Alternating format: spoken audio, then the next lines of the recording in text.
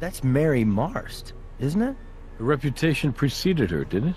Well, it isn't every day a spoiled heiress becomes the acting CEO of an international hotel conglomerate. That's true. The Marst Corporation. Mary was certainly Daddy's little girl. Well, this family has seen its share of tragedy recently. What is it, 2 years ago, Frank Marst and his wife Ellen died in a skiing accident over in Europe? Then Frank's will hands over the family business to Mary, only to have her nearly die in a car accident. She suffered second and third degree burns all over her body. I don't think she was expected to live, and that was over a year ago. Well, you gotta hand it to her. She always defied expectations. She was pretty tough. So tough, maybe someone just got tired of waiting.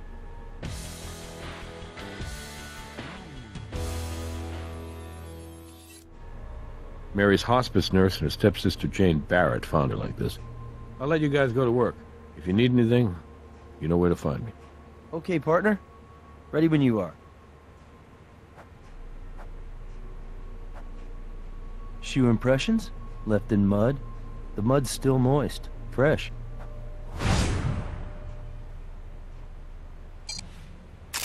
These muddy footprints have a very distinct tread. Have you ever seen one of these before? It's a device used with an IV to monitor a patient's dosage of medication. So it looks as though if Mary were experiencing some pain, she could just push this little button here, and the regulator would release a dose of morphine into her IV. You see this? There's a serial number right along the broken seam here. So if we put these pieces back together at the lab, we should be able to read it.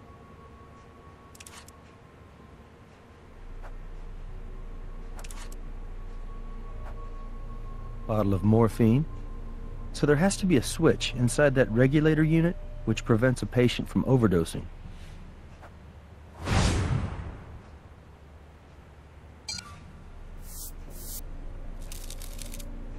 That's an excellent print.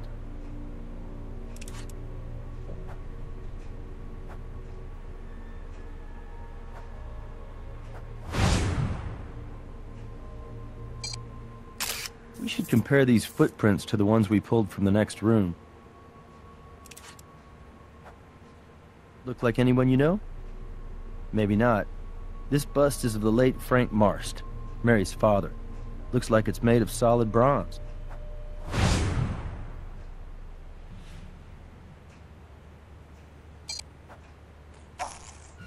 That's good. We'll be able to compare those marks back at the lab. Not bad for a preliminary assessment. What's next?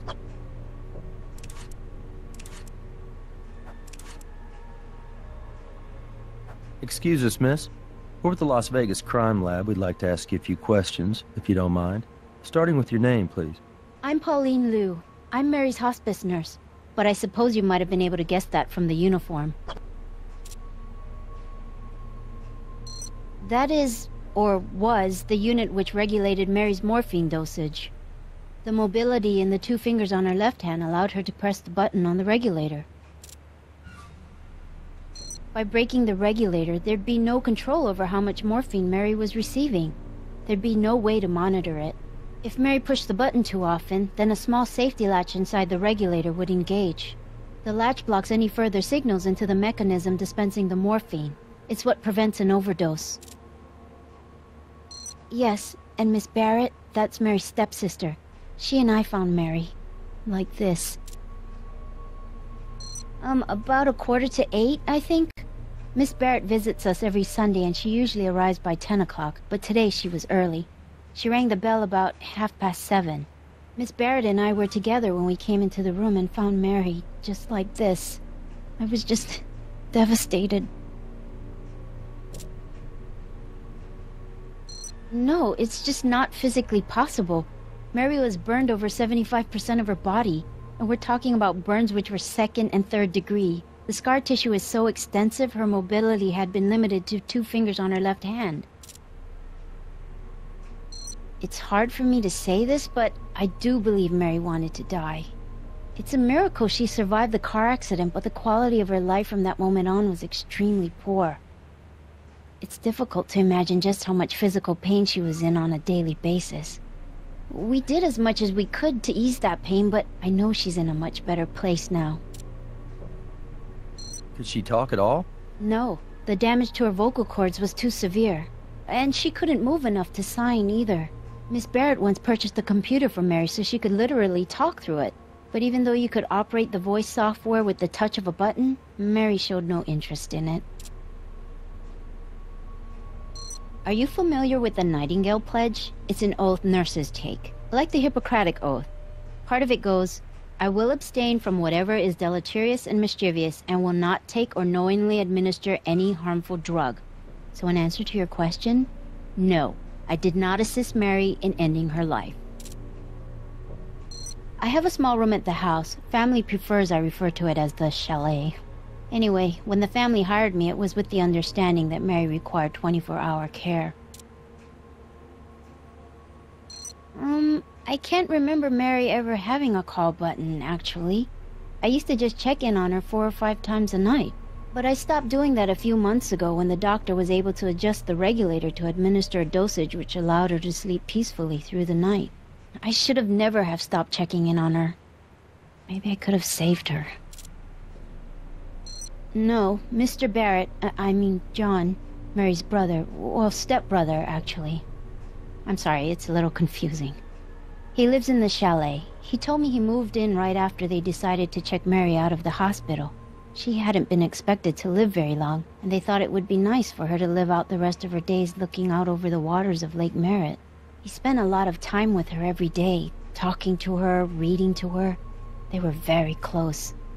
When we couldn't revive Mary, Mr. Barrett got very upset and left the house.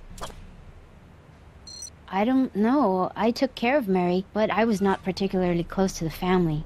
I tried to be as inconspicuous in their lives as possible. Yes, of course.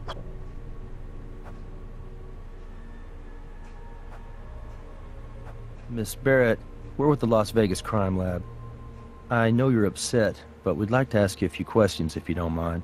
Of course, officers. Whatever I can do to help. That's correct. Mary's nurse and I discovered the body this morning. 7:30 this morning? Maybe 7:45? I'm not exactly certain. Yes, she was lying almost exactly like this, but the nurse and my brother John did try resuscitating her, so the body may have been jostled a bit. I made sure none of us moved anything else, because I understand the importance of not disturbing a crime scene. Her morphine regulator was smashed. Mary couldn't do that. Poor thing could only move 2 fingers on her left hand. God bless her. I pray she's in a better place now. You'd think anyone living like this would want to die. Not Mary. She was a fighter, and she was a real inspiration to me. When I moved away from here, I thought I'd never come back. But after Mary's accident, I started flying in from LA every Sunday. I swear to you, as God is my witness, Mary wanted to live. Yes, I live in Los Angeles. I work for a public relations firm, but like I said, I fly out to visit Mary every Sunday. Yes, that's right. I'm sure you've heard of my stepfather, the self-proclaimed hotel tycoon. The bust is almost as imposing and impressive as the man himself. He and my mother died less than a year after it was commissioned. They were skiing in the Swiss Alps. I can tell you, everyone was shocked when the living will entrusted Mary to step in as the acting CEO of Marst Hotel and Entertainment.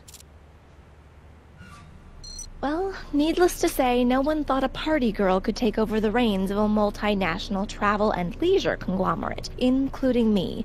But I have to admit, we were all wrong. Tragically, the very same night she announced her retirement and appointed her successor, she crashed her car. Yes, it is. She was so badly burned, the doctors told us she wouldn't live through the night. I will never forget the look on my brother's face when he heard the doctor say that. It's all impossibly difficult to describe to you. I mean, first our parents, and then Mary? It was almost too much to bear. But the way she fought, she was stronger than anyone could have guessed. She wanted to live.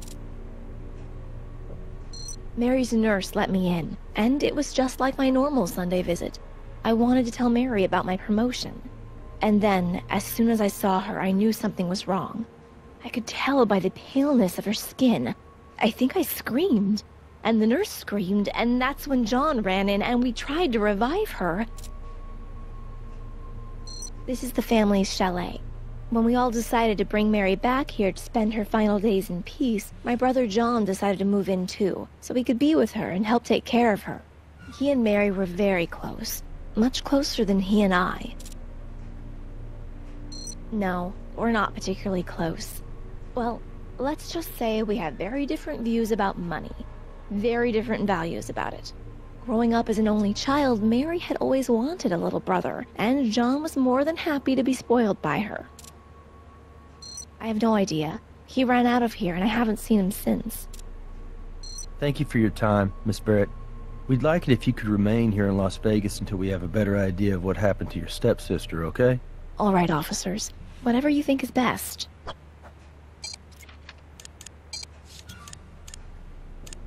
I'll call Robbins, tell him to send somebody down here to pick up the body, and I'll make sure the officers hold the scene for us, just in case we need to come back here.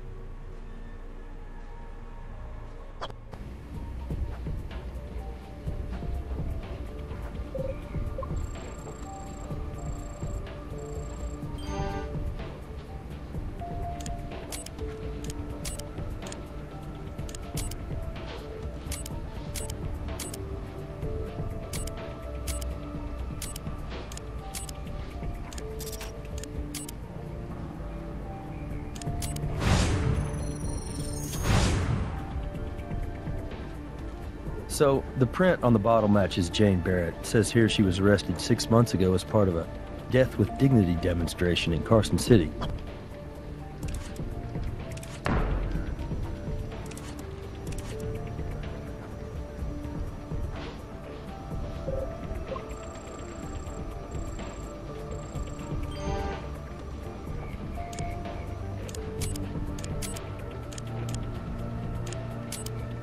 Same tread, same size.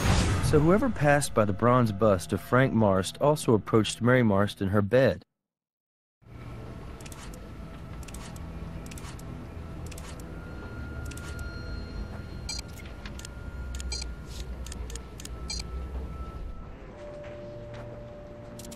What evidence do you have? Prints on the bottle of morphine belong to Ms. Barrett? Well, until Doc Robbins gives us the results of the autopsy, we can't even think about a warrant. But maybe Ms. Barrett will come in here voluntarily to answer some more questions. No harm in asking her, right? Thank you for coming in voluntarily, Miss Barrett. Of course, officers. I'm happy to help with your investigation. To be honest with you, I'm uncomfortable with her appearance. She's trashy. She wears that nurse's uniform more like a stripper than a caregiver. However, John seems to think she does a good job, and Mary approved of her. No, of course not. Mary had already passed by the time I got here. Oh, I'm sorry. I thought you meant today. I did change her morphine when it ran out during my visit last week. Euthanasia? Well, it's one of those... In theory, it sounds like something which could be a good thing, but in practice, what scares me is the opportunity for abuse. Kids offing their grandparents in order to inherit the money to buy a new cell phone? No, I'm opposed to it,